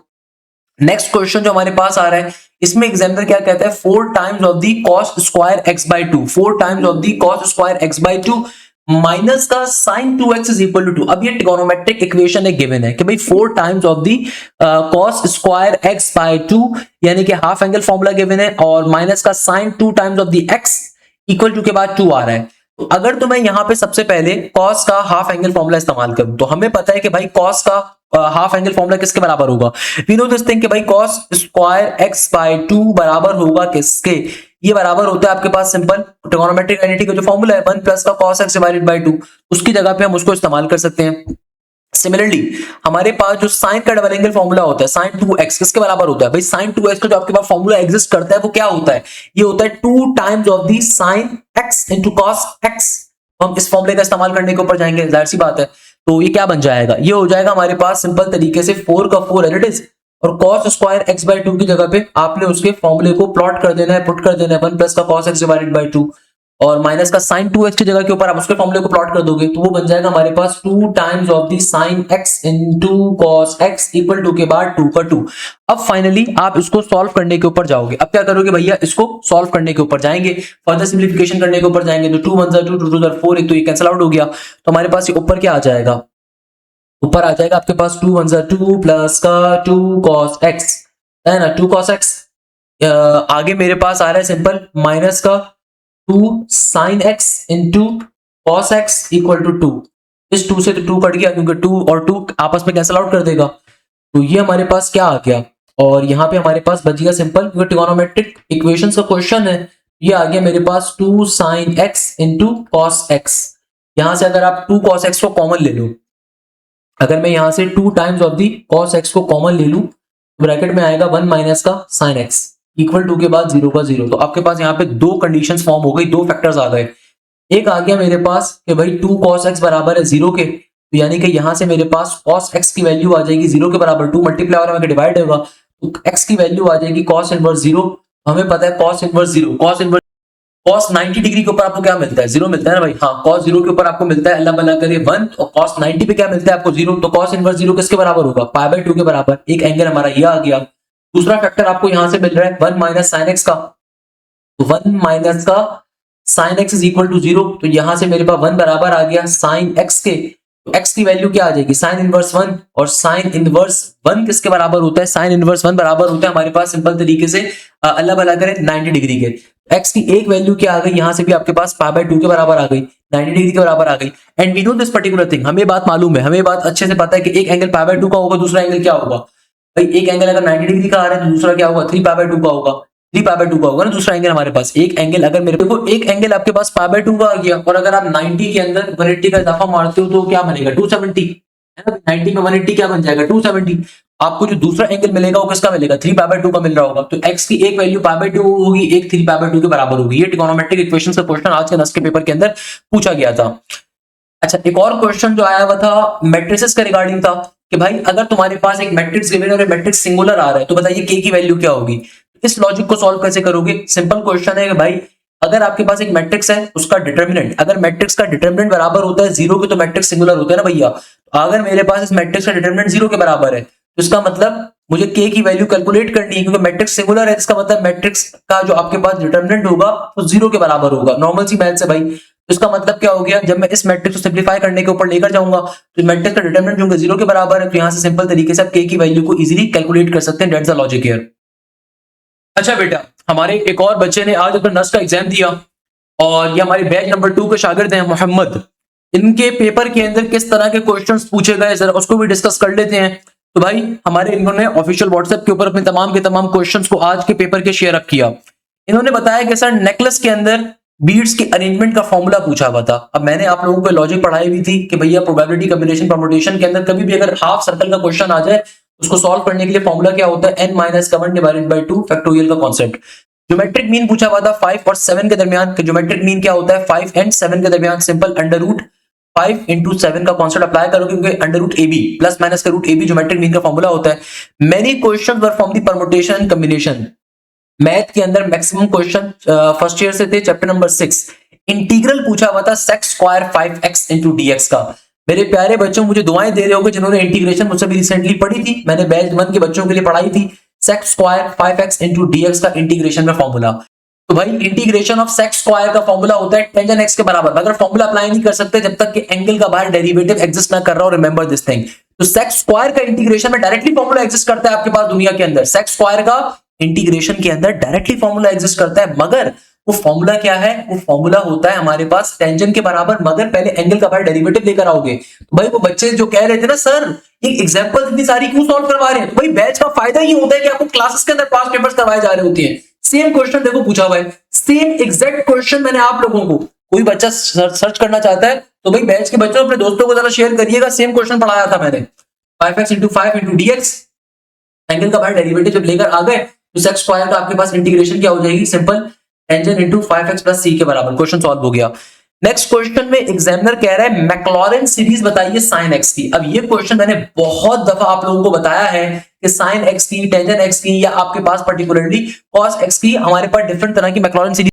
तो भाई नेक्स्ट क्वेश्चन जो हमारे पास पूछा हुआ है इसमें एग्जामिनर कह रहा है मैक्लॉरेन एक्सपेंशन ऑफ sin x। और ये क्वेश्चन मैंने आप लोगों को बहुत दफा बताया था बेटा कि देखो भाई sin x की मैक्लॉरेन सीरीज या cos x की या टेंजेंट x की खुदारा याद होनी चाहिए। ये बेसिक चीज है भाई, इससे आसान चीज दुनिया में क्या एग्जिस्ट करेगी? sin x की मैक्लॉरेन सीरीज किसके बराबर होती है? मैंने आपको बताया था ऑड नंबर की सीरीज। प्रोफेसर आफ्ताब ने आपको बहुत डिटेल में लेक्चर स्मार्ट बोर्ड पे करवाया था कि सिंपल तरीके से x माइनस का x³ डिवाइडेड बाय 3 फैक्टोरियल, फिर प्लस का x की पावर 5 डिवाइडेड बाय 5 फैक्टोरियल, फिर नहीं, अगली बारी में माइनस आएगा ना, और आपके पास अल्टरनेट नंबर चल रहे होते हैं, अल्टरनेट साइन चल रहे होते हैं। ये आ जाएगा x की पावर 7 डिवाइडेड बाय 7 फैक्टोरियल, और ये चलता जाएगा इस तरीके से हमारे पास। ये मैक्लॉरेन सीरीज का फॉर्मूला होता है, सही है। अच्छा, इसको लिखने का वैसे समेशन में लिखने का एक तरीकेकार होता है, आपको कोई नहीं बताएगा ये चीज कि भाई अगर कभी भी मैक्लॉरेन सीरीज को समेशन में लिखना है तो कैसे लिखोगे। भाई इसको लिखने का तरीकेकार होता है कि इनिशियल वैल्यू 1 है, और चूंकि मैक्लॉरेन सीरीज इन्फिनिटी तक जारी होती है तो इन्फिनिटी x की पावर में 2n माइनस का 1, और नीचे डिवीजन के अंदर भी 2n माइनस का 1, यानी कि ऑड नंबर की सीरीज का फैक्टोरियल, इनटू यहाँ पे -1 यहाँ पे -1 होता है और होल पावर में होता है n प्लस का 1। ये Maclaurin series of sine x को लिखने का, समेशन में लिखने का फॉर्मूला होता है। खैर, तो ये साइन एक्स की होती है। अच्छा, कॉस एक्स की भी देख लो भाई, बच्चों के पेपर में कॉस एक्स की मैक्लॉरिन सीरीज भी आती है। तो कॉस एक्स की मैक्लॉरिन सीरीज क्या होती है? इवन नंबर की सीरीज होती है, मगर it always started with the 1। Again alternate sign, तो 1 माइनस का x square divided by 2 factorial, फिर आगे प्लस का x की पावर 4 डिवाइडेड बाय 4 फैक्टोरियल, फिर आगे माइनस का x की पावर 6 डिवाइडेड बाय 6 फैक्टोरियल, चलता जाएगा आपके पास इस तरीके से। अच्छा, इसको लिखने का तरीकाकार क्या है? इसकी समेशन लिखने का तरीकाकार पेपर में बहुत दफा आता है और आज के पेपर में भी आया था। तो भाई इसको लिखने का तरीकाकार है, समेशन, इनिशियल समेशन आपकी आएगी n की वैल्यू 0 के बराबर अप टिल इंफिनिटी, और चूंकि यहाँ पे इवन नंबर की सीरीज है तो x की पावर 2n, और नीचे डिवीजन के अंदर क्या है? सिंपल 2n का फैक्टोरियल, और आगे मेरे पास अगेन क्या होगा? -1 की पावर में n प्लस का 1। ये Maclaurin series of cos x को लिखने का एक तरीकेकार होता है। खैर, टेंजेंट एक्स की बड़ी एक और किस्म की होती है टेंजेंट एक्स की, कि भाई वो 3 का एक टेबल चल रहा होता है। तो टेंजेंट एक्स की भी चलो मैं बता देता हूं कि टेंजेंट एक्स की हमारे पास एग्जिस्ट करती है, अल्लाह भला करे, ये एग्जिस्ट करती है x का x, फिर आगे प्लस का x³ divided by 3 and then positive का 2x की पावर 5 और नीचे 15 होता है। फिर इस तरीके से मैक्लॉरिन सीरीज की ओपन होती जाती है। अच्छा, एक और याद कर लो, बस एक और, e की पावर x की और a की पावर x की। ये क्वेश्चन भी आज बच्चों के पेपर में आए थे, आपके पेपर में लाजमी तौर पे आएंगे। मैक्लॉरिन सीरीज एक ऐसा टॉपिक है जो हर बच्चे के पेपर में आता है, स्ट्रेट फॉरवर्ड इसका फॉर्मूला आपको याद होना चाहिए। नहीं तो मैक्लॉरिन सीरीज को ओपन करना है तो आपको आना चाहिए, अगर नहीं आता तो एटलीस्ट फॉर्मूला तो ध्यान में बिठा सकते हो ना। तो e की पावर x की मैक्लॉरिन सीरीज जो होती है सिंपल नेचुरल नंबर की सीरीज के ऊपर ओपन होती है। तो ये हो जाएगा मेरे पास सिंपल 1 प्लस का x, आगे आ जाएगा पॉजिटिव के अंदर x square divided by 2 factorial plus का x³ डिवाइडेड बाय 3 फैक्टोरियल, फिर पॉजिटिव के बाद x की पावर 4 डिवाइडेड बाय 4 फैक्टोरियल, चलता जाएगा। और इसकी भी समेशन लिखने का तरीका बड़ा मजे का, बड़ा इंटरेस्टिंग है कि ये बराबर होती है इसकी समेशन कि भाई इनिशियल वैल्यू आपकी 0 है, एंडिंग वैल्यू इंफिनिटी है, तो और ये होती है x की power n divided by n factorial. या तो ये आप डायरेक्टली अपने जहन में रख लो और इसको अपने जहन में बिठा लो, क्योंकि पेपर के अंदर हमारे पास बहुत ज्यादा पूछी जा रही होती है। सिमिलरली a की पावर x, मेरे पास जगह कम पड़ रही है भाई, a की पावर x की मैक्लॉरिन सीरीज होती है 1 प्लस का x इंटू ln a, और फिर प्लस का x square into ln a का होल स्क्वायर, नीचे डिवीजन में 2 फैक्टोरियल। और इसको जो समेशन के तौर पे जब आप लिखते हो ना, initial value 0, ending value infinity, और ये होती है x into ln a, x factorial into ln a, बल्कि x factorial into ln a, और आगे मेरे पास ये होती है नहीं, simple x into ln a होगी ना, क्योंकि सीरीज तो मेरी सिंपल ओपन हो रही है। x into ln a whole power में n, और नीचे डिवीजन में होता है n फैक्टोरियल। ये अपने जहन में लाजमी तौर पे याद रखिएगा। अच्छा, इसके अलावा एक और क्वेश्चन जो यहाँ पे पूछा हुआ है, अगेन बैच के बच्चे दुआएं देंगे भाई, ये आपके पास आ रहा है सिंपल फैक्टर थ्योरम का कॉन्सेप्ट, x की पावर 6 प्लस x की पावर 5 प्लस x की power 4 plus x2 plus x2 plus x plus 1 divided by x plus 1। Answer क्या हो? फैक्टर थ्योरम के ऊपर सॉल्व करोगे भैया, रिमाइंडर थ्योरम के ऊपर किस पैटर्न पे सॉल्व करोगे? इसको सॉल्व करने के लिए मैंने फैक्टर थ्योरम का कॉन्सेप्ट पढ़ाया था ना आपको, फैक्टर थ्योरम का कॉन्सेप्ट, उस कॉन्सेप्ट को यहाँ पे जरा अप्लाई करो बेटा, जल्दी से शाबाश, अप्लाई करके दिखा दो मुझे, कैसे अप्लाई करोगे? ये आ जाएगा हमारे पास सिंपल तरीके से, क्या x की पावर 6 का कोफिशिएंट क्या है? ये x की पावर 6 का कोफिशिएंट आ रहा है सिंपल 1 के बराबर, फिर x की पावर 5 का कोफिशिएंट भी 1 है, फिर x की पावर 4 का कोफिशिएंट भी 1 है, फिर x2 का कोफिशिएंट भी 1 है, फिर x स्क्वायर का कोफिशिएंट भी 1 है, फिर x का कोफिशिएंट भी 1 है, और फिर खाली नंबर 1 आ रहा है यहाँ पे, तो सही है ना। और डिवाइडेड बाय x प्लस 1 है, x की वैल्यू क्या आ जाएगी? x प्लस 1 से डिवाइड करवाना है तो x की वैल्यू आएगी -1 के बराबर। पहली वाली टर्म को एडिटिव नीचे भेजोगे तो 1 आ जाएगा, 1 इंटू -1 तो 1 माइनस का 1 0, 0 इंटू -1 0, 0 इंटू -1 0, और फिर 1 प्लस 0 0, 1 इंटू -1 1 इंटू -1 क्या होगा? 1 इंटू -1 ये आ जाएगा सिंपल -1, तो 1 माइनस 1 0, 0 इंटू -1 0, 1 प्लस 0 आपके पास 1, और 1 इंटू -1 इंटरेस्टिंग, 1 माइनस का 1 0, और 0 इंटू -1 0, तो 1 का 1 एडिटर्स आ गया। तो ये आपका रिमाइंडर होता है, लास्ट वाला कॉलम रिमाइंडर को शो करता है। और चूंकि देखो आपका ये फैक्टर थ्योरम, आपकी जो पॉलिनोमियल था वो स्टार्ट हुआ था x की पावर 6 से, तो आंसर स्टार्ट होगा x की पावर 5 से। तो ये आपके पास x की पावर 5 का कोफिशिएंट आ गया, फिर x की पावर 4 का कोफिशिएंट 0 है, तो लिखने की जरूरत नहीं है बट लिख भी सकते हो, फिर x की पावर क्यूब का कोफिशिएंट आ गया, फिर अगेन 0 इंटू एक्स स्क्वायर, और फिर मेरे पास finally 0 into x square, x की पावर 5, x की पावर 4, x की पावर क्यूब, फिर x की स्क्वायर एंड देन मेरे पास क्या आ रहा है, मेरे पास आ रहा है 1 इंटू एक्स और फिर 0 मेरे पास कांस्टेंट आ रहा है। अगर मैं अपना आंसर देखूं तो मेरा आंसर क्या बनता है, आंसर बनेगा x की पावर 5 प्लस का एक्स क्यूब प्लस का x, ये मेरा आंसर आएगा इसका, जब मैं इसको इस फैक्टर के ऊपर डिवाइड करूंगा। बस फैक्टर थ्योरम के ऊपर जो आपके पास रिमेनिंग पॉलिनोमियल होगा, जब आप इसको डिवाइड करवाओगे, जो पॉलिनोमियल में आंसर आ रहा है उसका आंसर होगा। अगर एग्जामिनर यहाँ पे कहता है कि रिमाइंडर की वैल्यू क्या आ रही है, तो रिमाइंडर की वैल्यू सिंपल 1 आ रही है, उसको आप डायरेक्टली भी निकाल सकते थे अगर सिर्फ रिमाइंडर। अब देखो मेरे पास क्वेश्चन एग्जैक्टली नहीं मौजूद, प्लीज पार्डन मी ऑफ, उसमें नाराज मत होइएगा सर इतना बड़ा सॉल्व करवा दिया। भाई रिमाइंडर अगर कैलकुलेट करना है डायरेक्टली निकाल सकते हो। कैसे कि भाई तुम्हें x प्लस 1 से डिवाइड करवाना है ना, x की वैल्यू -1 आ गई, इसको उठा के पूरी इक्वेशन में डाल दो -1 को, तो आपके पास डायरेक्टली यहां से भी रिमाइंडर आपके पास आ जाएगा 1 के बराबर। नहीं तो मेरे मेथड पे सॉल्व कर लो। फिजिक्स के अंदर बच्चा कह रहा है सर 2 से 5 न्यूमेरिकल के क्वेश्चन से 95% पोर्शन सेकंड ईयर से था। कैथोड, एनोड एंड एटम के बहुत सारे क्वेश्चंस थे, करंट का और ईएमएफ का, इलेक्ट्रोमैग्नेटिक फोर्स के क्वेश्चंस आए हुए थे। तो ये क्वेश्चन हमारे पास आए हुए थे टुडे नेट से किया। यार टेस्ट अजीब सा था। एक और बच्चे का पोर्शन आ रहा है, इंग्लिश एंड फिजिक्स का पोर्शन आसान था बट मैथ्स का पोर्शन फील्डिंग सेट हो गई थी। अल्लाह के सुपर, सारे सेकंड ईयर के सवाल थे, वो भी सिर्फ कॉनिक्स के, लाइंस के, पैराबोला वाली शिट। तो बस मैथ्स की तैयारी अच्छी से करके जाना, बाकी खैर है। Could you please tell in detail like what kind of questions come in your test and the chapters and topics? I would just like to say one thing कि आप कोई चीज ना छोड़कर जाना, तो मैं बार बार आपसे कह रहा हूं मैथ्स के last chapters are very important.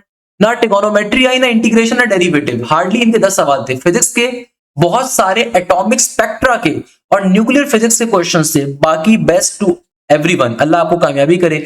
Maths का पोर्शन कैसा था, अभी एक और बच्चा कह रहा है कि भाई ट्रिगोनोमेट्री के बहुत सारे आए थे which I personally found hard, trigonometry, ratios, percentage. अच्छा ये नस बिजनेस स्कूल का पेपर है, ये वाला जो नीचे वाला पेपर आ रहा है ये एनबीएस का पेपर है। तो ट्रिगोनोमेट्री के बहुत कम ये वाला यहां से जो पेपर स्टार्ट हो रहा है ये नस बिजनेस स्कूल का है। ट्रिगोनोमेट्री के, रेशियो के, परसेंटेज के, लॉग के, प्रोबेबिलिटी के क्वेश्चन से। What about factorisation, algebra and geometry. तो इसके अलावा व्हाट अबाउट इंग्लिश, सर वो तो ऑब्वियसली आई थी, यानी कि फैक्टराइजेशन, अलजेब्रा और ज्योमेट्री भी पूछी भी थी। इंग्लिश बहुत easy too, synonyms but hard but rest was easy. Don't worry, generally it was easy, you were prepare well, won't find a problem. Grammar कितनी थी, वोकैबुलरी कितनी थी, वोकैबुलरी हार्ड थी, ग्रामर बस as far as I can remember एक ही MCQs था।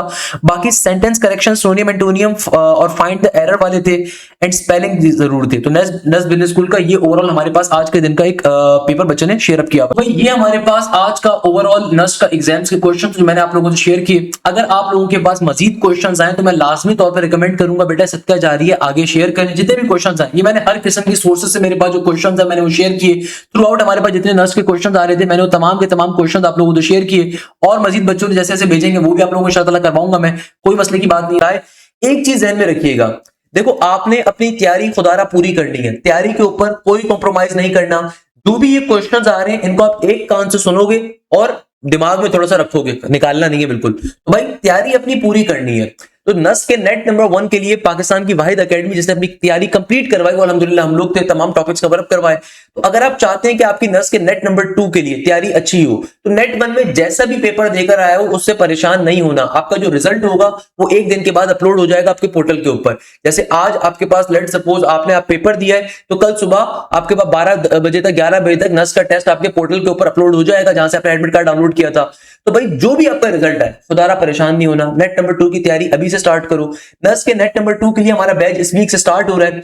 हमारे बैचेस की खास बात क्या होती है मैं आपको सीधा पॉइंट बता देता हूं कि भाई हमारे बैचेस के अंदर वो तमाम चीजें जो आपको YouTube पे नहीं मिलती वो आपको बैचेस में मिलती हैं, या ध्यान में रखिएगा। YouTube के ऊपर आपको हर चीज नहीं मिलती, आपको मेरे लेक्चर्स के अंदर आपको YouTube के ऊपर लाइव क्लासेस नहीं मिलती। तो बैचेस के अंदर सबसे बड़ा फायदा आपको ये मिलता है कि लाइव क्लासेस के ऊपर कंप्लीट कोर्स कवर होता है, और सिर्फ मैं वहां पे कोर्स कवर नहीं करवाता, वहां पे पाकिस्तान की टॉप प्रीमियम फैकल्टी, वो फैकल्टी जो अगर आप किसी भी पाकिस्तान के दायरे में जाओगे जहां पे 80,000 रुपए फीस चल रही है, 70,000 रुपए फीस चल रही है, ऐसी बेकार एप्लीकेशंस जिनका कोई काम नहीं है एप्टीट्यूड के अंदर, जो कोई एप्टीट्यूड में ए भी नहीं जानते होंगे, वो भी रिकॉर्डेड लेक्चर का कोर्स भी 40,000 रुपए का बेच रहे होते हैं। भाई मैंने तो रिकॉर्डेड लेक्चर्स बहुत सारे यूट्यूब पे ऐसे फ्री ऑफ कॉस्ट डाले हुए, जिसको देखना है देखे और डेमो देख के फिर आए। तो भाई बैच के अंदर आपको यूट्यूब के लेक्चर्स नहीं मिलते। बैच में फायदा क्या होता है, लाइव क्लासेस जो हमारी कंडक्ट होती है वो स्मार्ट बोर्ड के ऊपर कंडक्ट होती है, पाकिस्तान का वाहिद इदारा क्योंकि स्मार्ट बोर्ड के ऊपर आपको एक एक चीज बेसिक टू एडवांस लेवल के ऊपर कवर अप करवा रहा होता है। एक एक चीज स्मार्ट बोर्ड के ऊपर हमारी तमाम की तमाम क्लासेस क्या होती हैं, कंडक्ट होती हैं, और उसके अंदर हम तमाम चीजों को कवर अप कर रहे होते हैं पहले नंबर के ऊपर। सेकंड नंबर के ऊपर आपको हर सब्जेक्ट के मल्टीपल टीचर्स मिलते हैं, यानी कि फॉर एग्जांपल अगर आप मैथ्स की तैयारी कवर कर रहे हो तो भैया मैथ्स आपको 2 पाकिस्तान के जाइंट्स पढ़ा रहे होंगे। एक, चलो मैं अपने आपको जाइंट नहीं कहता, मैं तो छोटा मोटा सा इंसान हूं, एक आपको सर हाशिम ज़िया पढ़ा रहे होंगे और एक आपको प्रोफेसर आफ्ताब पढ़ा रहे होंगे। ये पाकिस्तान का बहुत बड़ा नाम, बहुत बड़ा असासा, मैं इनकी बड़ी कदर करता हूँ और अल्हम्दुलिल्लाह हमारी टीम का हिस्सा है, जिनके अभी आप लोगों ने नस्ट के लेक्चर्स भी देखे होंगे, जिनके आप लोगों ने नस्ट के अंदर जो भी मैराथन्स कवर करवाई थी प्रोफेसर आफ्ताब ने करवाई थी स्मार्ट बोर्ड के ऊपर। तो आपको दो टीचर्स एक साथ पढ़ाते हैं, यानी कि एक टीचर पहले फर्स्ट एप्टीट्यूड पढ़ाता है, दूसरा टीचर सेकंड एप्टीट्यूड पढ़ाता है। जब एक टीचर फर्स्ट एप्टीट्यूड कवर कर लेता है वो सेकंड एप्टीट्यूड पे चला जाएगा, जो टीचर पहले सेकंड एप्टीट्यूड पढ़ा रहा था वो सेकंड एप्टीट्यूड कवर कर लेगा तो फर्स्ट पे चला जाएगा। हर सब्जेक्ट में ऐसा ही होगा। फिजिक्स के अंदर पाकिस्तान के बहुत बड़े नाम professor Bilal and professor Ronald पढ़ा रहे हैं। Ronald Wilfred one of the greatest physics teacher है, जो पाकिस्तान के अल्हम्दुलिल्लाह के बड़ी बड़ी अकेडमीज अल्हम्दुलिल्लाह डरती हैं। बताने का मकसद ये कि हमारे पास फिजिक्स पढ़ा रहे हैं और बहुत बेहतरीन असासा। तो बताने का मकसद ये कि भाई आपको यूट्यूब पे कहां मिलेगा भाई, यूट्यूब पे आपकी लाइव क्लासेस थोड़ी मिलेंगी। सेकेंडली यूट्यूब पे जो कंटेंट है कोई 6 साल पुराना है, कोई 8 साल पुराना है, आपके पास कोई गाइडेंस नहीं होती। यहाँ पे आपको कोऑर्डिनेटर का एक्सेस भी मिलता है बैचेस के अंदर। बैचेस की सबसे बड़ी बात क्या है, लाइव क्लासेस हो रही है स्मार्ट बोर्ड पे, और ये लाइव क्लासेस कोई जूम शूम पे नहीं होती, गूगल मीट शीट पे नहीं होती। क्या आप हमारे पोर्टल के जरिए ज्वाइन करते हो, हमारा अपना स्पेशलाइज पोर्टल है, एप्लीकेशन है, LMS पोर्टल है, वहां से आप इन तमाम लाइव क्लासेस को ज्वाइन करोगे। जो भी क्लास कंडक्ट होगी उसकी रिकॉर्डिंग ऑटोमेटिकली अपलोड हो जाती है, आपको उसमें परेशान होने की जरूरत नहीं है। जो भी क्लास कंडक्ट होगी ना बेटा, उसकी रिकॉर्डिंग ऑटोमेटिकली अपलोड हो जाती है। दूसरे नंबर के ऊपर सबसे खास बात, तो जो भी लाइव क्लास आपकी कंडक्ट होती है ना सिर्फ उसकी रिकॉर्डिंग अपलोड हो जाती है, बल्कि आपको क्लास के अंदर जो भी टीचर अपना कॉन्सेप्ट पढ़ाएगा वो आपको लाजमी तौर पे उसकी प्रैक्टिस शीट प्रोवाइड करता है, जो कि टॉपिकल पास्ट पेपर्स के ऊपर मेडअप होती है। जो भी क्लास कंडक्ट होगी उसकी प्रैक्टिस शीट मिलती है, और उस प्रैक्टिस शीट का फिर वीडियो सॉल्यूशन भी मिलता है भाई, उस प्रैक्टिस शीट का वीडियो सॉल्यूशन भी मिलता है। ना सिर्फ ये, बल्कि फिर आपके चौथे नंबर के ऊपर प्रॉपर्ली टेस्ट कंडक्ट होते हैं, और अगेन उन टेस्टों का भी वीडियो सॉल्यूशन प्रोवाइड किया जाता है कि भाई उन टेस्टों में कौन से क्वेश्चंस आए थे, क्या चीजें आई थी। अच्छा, ये जो वीडियो सॉल्यूशन है ना, ये कोई बच्चे नहीं बैठ के तैयार करते, या आजकल के छोटे छोटे बच्चे जो कॉलेजेस के अंदर बैठे हुए और एप्टीट्यूड पढ़ा रहे हैं, नहीं। इसके लिए तीसरा प्रोफेसर होता है हमारे बैचेस के अंदर, इसके लिए तीसरा प्रोफेसर होता है, जिनका काम ये होता है कि भैया आपको कोई भी टीचर, अगर मैथ्स में 2 टीचर पढ़ा रहे हैं तो सर हाशिम की प्रैक्टिस शीट अलग मिलेगी, सर आफ्ताब की प्रैक्टिस शीट अलग मिलेगी, दोनों का वीडियो सॉल्यूशन मिलेगा, दोनों के टेस्ट अलग कंडक्ट होंगे हर वीक। इसके अलावा उन दोनों टेस्टों का वीडियो सॉल्यूशन भी प्रोवाइड किया जाएगा, और ये वीडियो सॉल्यूशन तैयार करने वाले थर्ड प्रोफेसर होंगे। इन थर्ड प्रोफेसर की कई रिस्पॉन्सिबिलिटीज होती हैं। एक काम तो इनका टेस्टिंग डिपार्टमेंट को हेड करना होता है, और दूसरा काम इन थर्ड प्रोफेसर का होता है आप लोगों की लाइव डाउट क्लास कंडक्ट करना। पूरे पाकिस्तान में कहीं ये फीचर आपको नहीं मिलेगा कि डाउट क्लास आपकी प्रॉपर्ली लाइव कंडक्ट करना, और उस लाइव डाउट क्लास के अंदर आपके डाउट्स को, कंसर्न को समझना। भाई आप जो क्लासेस चल रही हैं उसके अंदर भी आप अपने डाउट पूछ सकते हो, मगर जो एक स्पेशलाइज्ड डाउट क्लास होती है कि ताकि वो बच्चे जो पास पेपर सॉल्व करें, कुछ भी सॉल्व करें, उनके जहनों में डाउट आ जाए तो उसको कवर अप कर सकें, ये भी फीचर आपको मिलता है। इसके अलावा सबसे खास बात क्या है, सबसे खास बात यह कि भाई आपके प्रॉपर्ली टेस्ट होते हैं, आपके प्रैक्टिस सेशंस होते हैं, आपके ना सिर्फ टेस्ट होते हैं, प्रैक्टिस सेशंस होती हैं, आपके वीकली टेस्ट होते हैं, आपके FLPs होते हैं, आपके ग्रैंड टेस्ट होते हैं, आपके चैप्टर वाइज टेस्ट होते हैं। तो जितना बड़ा आपको यहाँ पे हमारे पास अल्हम्दुलिल्लाह उस दवजल आप लोगों को प्रैक्टिस जोन मिलता है, उतना और कहीं नहीं आपको मिलता। तो ये तमाम फीचर्स आपको हमारे बैचेस में मिलते हैं। हमारा न्यू बैच इस वीक से स्टार्ट हो रहा है, तो अगर आप नस बिजनेस स्कूल की तैयारी कर रहे हो, अप्लाइड साइंस की तैयारी कर रहे हो, इंजीनियरिंग के किसी नस के एग्जाम की तैयारी कर रहे हो, आपको कोई फीस दोबारा देने की जरूरत नहीं पड़ेगी। ये जो फीस आप पे करते हो 8,000 रुपीज पूरे साल की फीस है। इसके अंदर नस के नेट नंबर 2 से पहले का कोर्स कवर होगा, फिर नेट 3 से पहले, फिर नेट 4 से पहले। इसमें आप अगर फास्ट को टारगेट कर रहे हो, GIK को टारगेट कर रहे हो, NET को टारगेट कर रहे हो, UET को टारगेट कर रहे हो, आपको इन यूनिवर्सिटीज की इंडिविजुअल फीस हमें नहीं देनी। आपको इंजीनियरिंग के अगर आप बैच में आओगे, CS के अगर आप बैच में आओगे, तमाम इंजीनियरिंग यूनिवर्सिटी की तैयारी कवर अप होगी। अगर आप बिजनेस यूनिवर्सिटीज के बैच में आओगे तो नस business school including all the business universities of Pakistan, उनकी तैयारी कवर अप होगी।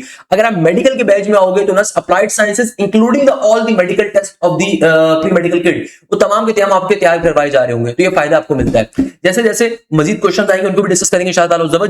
तो आज की क्लास में यहीं पे एंड करते हैं।